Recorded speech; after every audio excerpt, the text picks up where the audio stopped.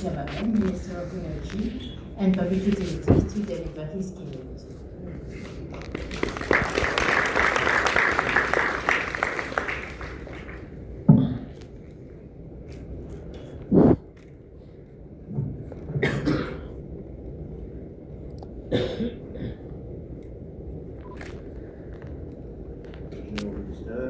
L'honorable Fabrice David, distingués invités, les membres de la diplomatie, les ambassadeurs, les membres des officiers de mon ministère, et CEB, CWA, Marina, le chairman de Marina, et les membres du secteur privé, acteurs, partenariat de la transition énergétique, tout protocole respecté.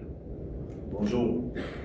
Je crois que l'agenda est assez clair. On lit un peu tous les jours ce qui se dit, on écoute tout ce qui se dit ici et là. Et le fameux blackout, load shedding, délestage, ce sont des mots quand même des mots nouveaux dans notre vocabulaire.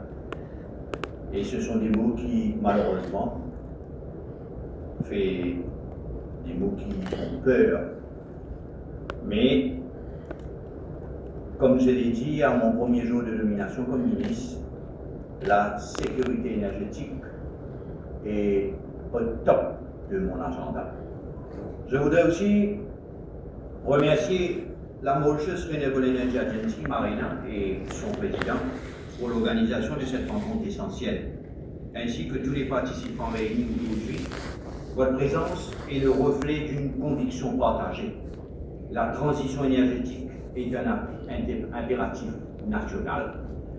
Je voudrais en aparté, disons, pour dire que j'ai choisi personnellement de nommer M. Khalil Elahi à la tête de la Marina, parce que j'ai toujours voulu que ce soit quelqu'un d'indépendant, avec un esprit d'indépendance, qui gère une organisation comme la Marina.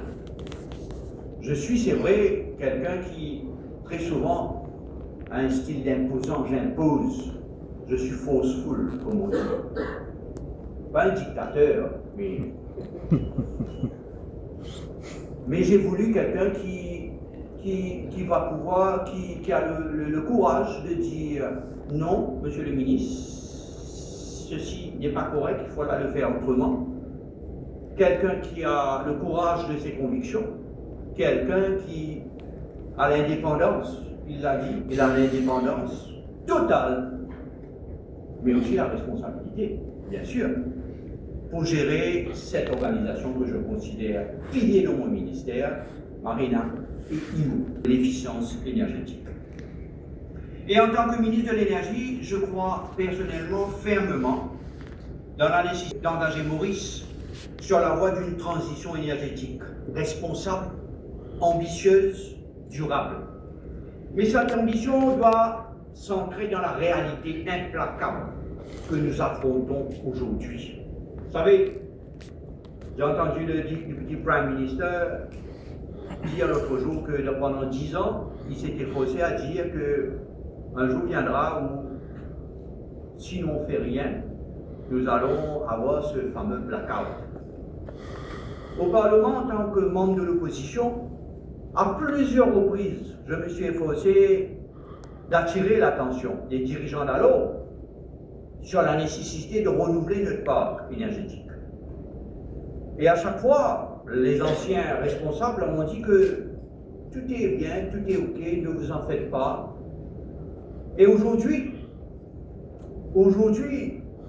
alors que le pays fait face à cette transition, à cette crise énergétique, je me retrouve être le responsable du ministère et de l'énergie dans le pays. Comme quoi, l'objectif de 60% d'énergie renouvelable d'ici 2030, tel qu'annoncé par l'ancien ministre de l'Énergie et cautionné par l'ancien Premier ministre, était une illusion politique. Un horizon irréaliste, vendu sans tenir compte des contraintes financières, techniques, logistiques réelles.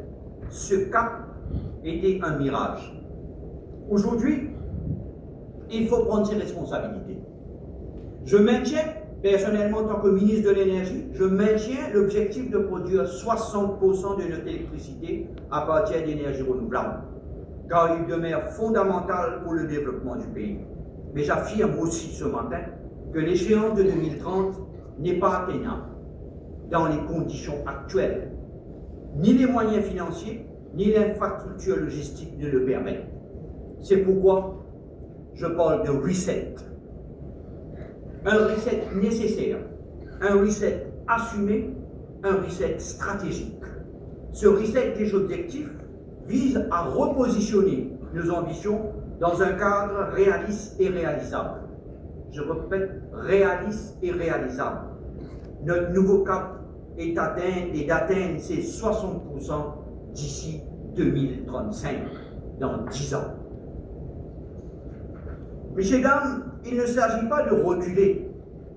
Il s'agit de construire un avenir solide, un nouveau calendrier à partir d'aujourd'hui est fondé sur l'honnêteté, la rigueur et la capacité d'exécution. Conformément à la loi de 2015 encadrant Marina, nous devons élaborer un plan stratégique quinquennal.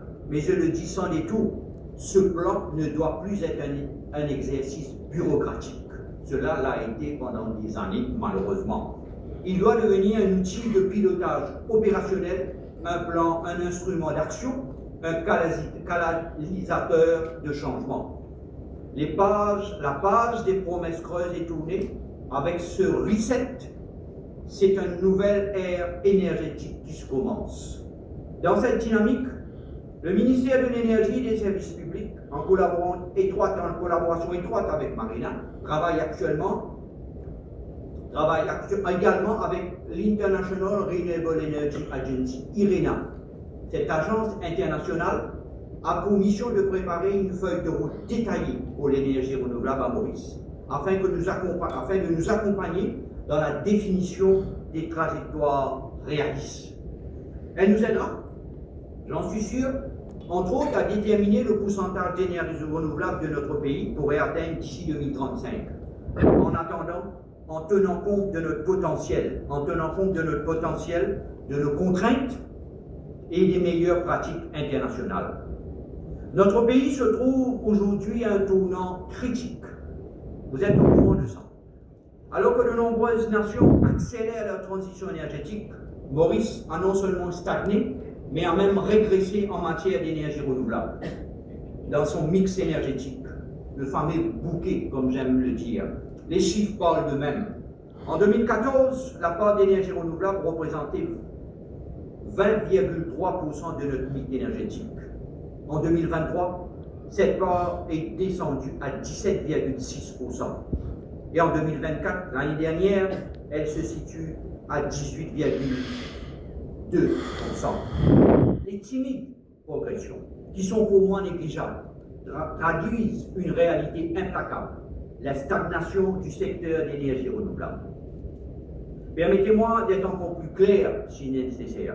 Ce n'est pas seulement une opportunité manquée, c'est malheureusement pour notre pays, malheureusement pour mon pays, c'est un échec national, fruit d'une mauvaise gouvernance. Il faut le dire, je sais que peut-être le forum n'est pas approprié, mais c'est important de situer les responsabilités. D'un manque de vision, d'ambition. Je rappelle que l'engagement d'atteindre 60% d'énergie renouvelable en 2030 avait été pris par l'ancien ministre et l'ancien Premier ministre auprès de la communauté internationale. Malgré la mise en place des comités dits fast track, que j'aime pas, rien n'a été fait. Les annonces d'investissement de l'ordre de 50 milliards de roupies il y a quelques années de cela, faites, mais aucune réalisation concrète n'a suivi. Où sont passés ces investissements? Une fois de plus, cela illustre les discours creux et les promesses non tenues. Et je le dis avec force, j'ai moi-même à plusieurs reprises, je vous l'ai dit un peu plus tôt lorsque j'étais dans l'opposition, tiré la sonnette d'alarme. Notre gouvernement, en tant que ministre, je refuse de porter ce fardeau. Nous sommes déterminés à corriger cette trajectoire avec urgence. transparence et fermeté. En février de cette année-ci, vous réalisez en février de cette année-ci, en 2024, la consommation d'électricité a atteint un pic historique de 567,9 MW, alors que la provision était 544 MW pour l'année 2025. Par ailleurs, les pannes successives au niveau des moteurs du CEB à Fort George ont mis à rude épreuve la capacité de notre réseau électrique. Et aussi les pannes des IPPs qui ont mis à rude épreuve notre réseau. Ce n'est pas un simple incident, monsieur dames. C'est le symptôme d'un système affaibli par des années de sous-investissement et de manque de vision stratégique. Face à cette situation, le budget 2025-2026 a prévu de mesures fortes. Fidèle à nos convictions profondes en faveur d'une transition énergétique ambitieuse, durable et réaliste, je suis ici aujourd'hui pour annoncer une série de projets concrets que mon ministère, en collaboration avec le CEB et la Marina, entend mettre en œuvre dans le cadre de son nouveau cap énergétique d'ici 2035. Ces projets ne sont pas théoriques. Ils traduisent une volonté d'action, un engagement clair en faveur des énergies renouvelables et, comme je l'ai dit un peu plus tôt, un reset stratégique de nos priorités. Un reset stratégique de notre priorité. D'abord, la National Biomass Framework, les Wooden Chips, pour tourner la page du charbon. Il nous faut un jour ou l'autre tourner la page du charbon. Et les seuls qui brûlent du charbon à ce jour, ce sont les IPPs, les Independent Power Producers. Il nous faudra quelque part accompagner cette industrie. À mon avis, tout le monde connaît mon combat en ce qui concerne les contrats qui ont été signés dans le temps. Mais il nous faut, d'une façon ou d'une autre, que ce pays accompagne nos partenaires, les IPPs, pour phase out le charbon d'ici quelques années. Nous allons accélérer la mise en œuvre d'un National Biomass Framework en privilégiant l'utilisation des coupeaux de bois, wooden chips, comme source d'énergie. Les producteurs indépendants, tels que Terra, qui sont aujourd'hui dans la salle, Terra, Alteo, Omnicane, ont déjà amorcé cette transition en partenariat avec le gouvernement. Mon ministère s'engage à encourager activement l'ensemble des IPP à s'inscrire dans cette dynamique afin d'annoncer une série ordonnée du charbon. Monsieur Djaradja est dans la salle quelque part. Il est responsable de notre département au sein du ministère concernant cette transition du charbon au wooden chips. Il a été au Mozambique, en Afrique du Sud, en Namibie. Nous avons vu la capacité de ces pays à nous fournir ces wooden chips. Nous avons aussi, au sein du ministère, avec le ministre et le junior ministère, travaillé concernant le National Biomass Framework en ce qui concerne le wooden chips. Nous sommes condamnés de toutes les façons. Pour phase out le charbon, vous savez, tout le monde est au courant que sans le charbon ou la biomasse, la bagasse n'est pas rentable. L'industrie sucrière ne peut pas brûler la bagasse que 6 mois. Je parle sous la correction de mon ami, M. Dunaville, qui est là, de Omnicane. Donc, il nous faut quelque part, pour que cette transition se fasse, il nous faut quelque part remplacer ce charbon. Les banques ne veulent plus, les banquiers sont là, les banques ne veulent plus financer le charbon. Donc, il nous faut d'une manière ou d'une autre phase out dans le temps, pas que des mots, mais pour pouvoir réduire la dépendance du charbon et de l'eau, il nous faut impérativement augmenter l'énergie renouvelable et aussi la biomasse. Il y a aussi la photovoltaïque flottante à Marine Fall. Je me suis posé la question à plusieurs fois au CEB. Nous avons ce réservoir immense à Tamarine Fall, où dorénavant nous allons implémenter un projet de 15 MW avec stockage sur le réservoir de Tamarine Fall. Donc concrétiser des panneaux photovoltaïques flottants d'une capacité de 15 MW avec batterie sur le site de Tamarine Fall. Ce projet illustre notre volonté de mobiliser intelligemment nos ressources naturelles. L'agri-solar, multiplier nos capacités. Vous savez, quand je suis arrivé au ministère, c'est important, c'est pas dans mon discours, mais je le dis. Quand je suis arrivé au ministère, il y avait autour de 250 à 300 mégawatts de pipeline d'énergie renouvelable. Et quand j'ai commencé à poser des questions aux officiers de mon ministère, au CEB et à la Marina et ainsi que d'autres, les projets sont là depuis 4 ans, 5 ans. Des projets qui sont supposés être on the grid en 18 mois, en 15 mois, sont toujours au stade de permitting, cherchant des permis, des IAE, des LCP. Et cela n'a pas changé. Pourquoi mettre des projets? Moi aussi, je peux venir avec une dizaine de projets qui fait bien, qui sonne bien dans la presse. Mais alors que je sais très bien que ces projets ne vont jamais décoller. Et c'est pour cette raison qu'aujourd'hui, le CEB et le ministère, on se retrouve dans cette situation. Parce que les projets qui auraient dû être on the grid depuis des années ne le sont pas. Et ne le seront pas si nous ne faisons rien. Donc c'est pour cette raison que j'ai demandé à ce que des projets d'agri-solar, que je vous annonce ce matin, sera mis en place pour renforcer les projets pour d'une capacité de 4 MW par projet. Là, actuellement, c'est de 500 kW par projet. Donc, nous allons bouger de 500 kW par projet pour aller à 4 MW par projet pour un maximum de 40 MW de agri-solar. Nous n'allons pas, je l'ai dit au ministre Boulel, et je l'ai dit à mon ami le Premier ministre, nous n'allons pas dénaturer la nature de la terre. Vous voulez planter vos pommes d'amour, vous voulez planter des laitues, vous voulez planter du piment, vous voulez planter ce que vous voulez. Nous n'allons pas dénaturer la nature de la terre. Nous allons garder intact l'utilisation de la terre, mais nous allons produire aussi de l'énergie un peu plus haut. Cela se fait à l'île de la Réunion, tout près de nous, cela se fait. Donc, ce renforcement permettra de mieux valoriser nos terres agricoles, tout en accélérant la production d'énergie à l'échelle nationale. Solaire hybride. Des dizaines de projets de pipeline, rien ne se fait. 10 nouvelles unités seront mises sur place de 10 MW, donc 100 MW dans la même logique. Dans la même logique, 10 projets solaires hybrides, chacun d'une capacité de 10 MW pour renforcer notre flexibilité et la stabilité du réseau. J'ai discuté avec mes amis de la banque. Comme je suis arrivé en tant que ministre, l'ambassadeur de France, la dame de l'AFD, les banquiers, le gouverneur de la Banque de Maurice, les ambassadeurs m'ont dit, monsieur le ministre, les PPA que vous proposez ne sont plus bankable.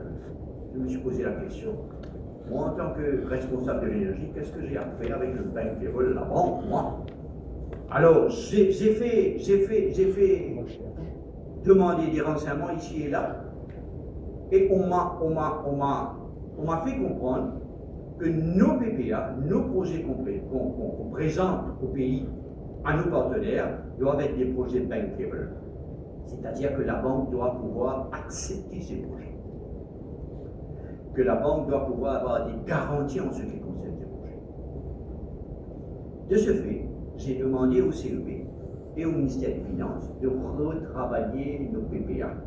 Donc les PPA qui vont sortir en ce qui concerne ces projets seront des projets, des PPA retravaillés, avec les risques partagés, avec les termination of contract bien calculés, mais aussi des permitting.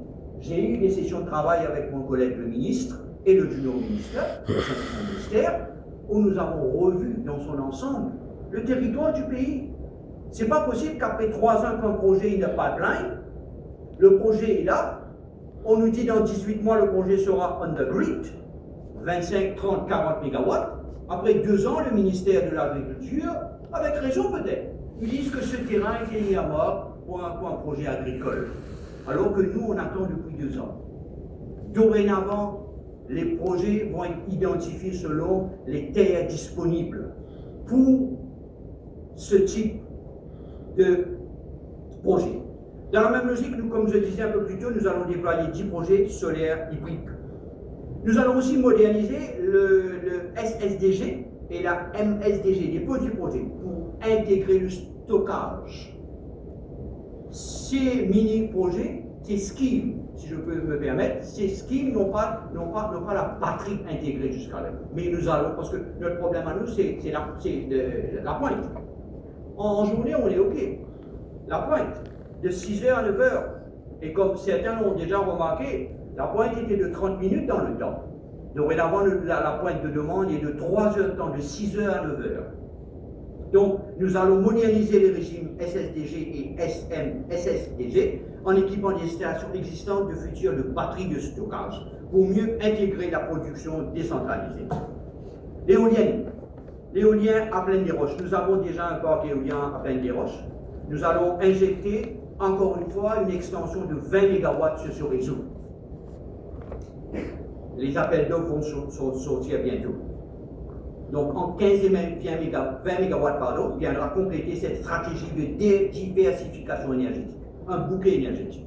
Aussi, pour la transition de l'énergie renouvelable dans l'industrie sucrière, l'industrie agricole sucrière, pour cette transition énergétique, bientôt des appels d'offres vont sortir pour la photovoltaïque avec batterie dans le secteur agricole, 3 fois 40 MW.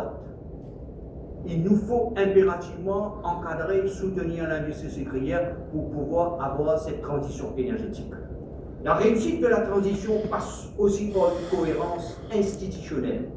Des discussions, comme je vous l'ai dit un peu plus tôt, des discussions ont été engagées avec le ministre de l'agro-industrie et le junior ministère afin de faciliter les procédures de conversion foncière et la cartographie des terrains adaptés à ces projets. La sécurité énergétique, une réponse rapide à une urgence nationale. En parallèle de nos objectifs, afin d'augmenter la part d'énergie renouvelable dans notre mix énergétique, je tiens à souligner qu'en tant que ministre, la sécurité énergétique constitue une autre priorité majeure. Elle est au sommet de mon agenda, je l'ai dit. Je ne suis pas trop long là, c'est bon, non? Non, je dis attention, j'ai l'intention, vous savez, un politicien, quand il a un micro, il ne s'arrête pas. Donc j'ai dit, au cas où, ouais. Vous m'arrêtez s'il n'y a pas de chose. Non. Nous avons connu, en début d'année, c'est bien le dire et le préciser encore ce matin, messieurs, dames, un record de consommation électrique atteignant 567,9 MW. Je le dis avec insistance, sans la coopération volontaire des établissements hôteliers qui ont accepté de se mettre en veille durant les périodes critiques, la barre de 600 MW aurait été franchie. Face à cette réalité, nous devons répondre à une urgence nationale. 100 MW supplémentaires seront nécessaires d'ici janvier 2026, à quelques mois de janvier 2026. En raison du développement rapide des smart cities, des zones économiques et d'autres projets structurants, nous avons autour de 87 à 90 MW qui demandent à être raccordés à notre réseau. C'est pourquoi la sécurité énergétique ne peut souffrir d'aucun retard, à mon avis, ni d'aucune approximation. Nous devons penser vite, décider vite, agir vite. Nous explorons toutes les solutions réalistes et viables, sans complaisance, car nous n'avons pas le droit de jouer avec l'avenir énergétique du pays. La sécurité énergétique constitue un pilier essentiel de mon mandat, pour bien le dire, qui est de 5 ans, malheureusement assez court, comme vous voyez. Donc, constitue un pilier essentiel de mon mandat et à l'approche de la saison estivale, elle sera au cœur de nos priorités. Mais il nous faut aussi envisager l'avenir avec lucidité. Si pour des raisons financières